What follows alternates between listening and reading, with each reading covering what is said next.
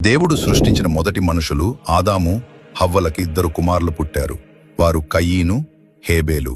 కయీను పెద్ద కుమారుడు, రైతు, పంటలు పండించేవాడు. హేబేలు చిన్న కుమారుడు, గొర్రెల కాపరి.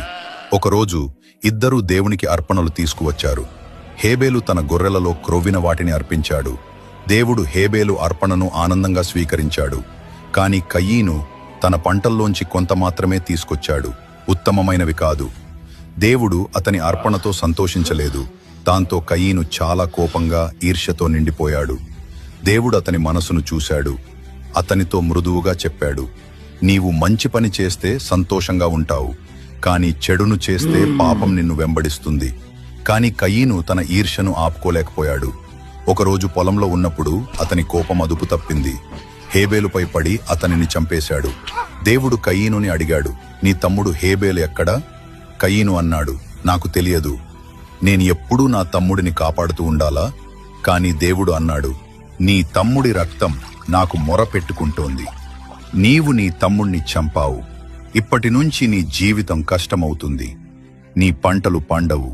నీవు ఈ స్థలాన్ని విడిచి వెళ్ళాలి. నీవు దేశదిమ్మరివై తిరుగుతూ ఉంటావు. కయీను భయపడ్డాడు. ఈ శిక్ష నేను భరించలేనిది.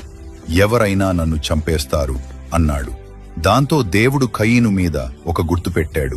ఎవరూ అతన్ని చంపకూడదని రక్షణ ఇచ్చాడు. కయీను తన కుటుంబాన్ని విడిచి నోదు అనే ప్రదేశంలో నివసించసాగాడు. తన తమ్ముడికి చేసిన చెడు కారణంగా ఆయన ఈ స్థలాన్ని వదిలి వెళ్లాల్సి వచ్చింది. ఈ కథ మనకు ఒక ముఖ్యమైన పాఠం చెబుతుంది. ఈర్ష్య, కోపం మనల్ని భయంకరమైన పనులు చేయించవచ్చు. మనం మంచి పనులు చేయాలి. ఇతరులు సంతోషంగా ఉన్నప్పుడు మనం కూడా సంతోషపడాలి. ఈర్ష్య మన హృదయాన్ని మలినపరచనివ్వకూడదు. మరియు మరో విషయం, మనము తెలియక తప్పు చేసినా దేవుడు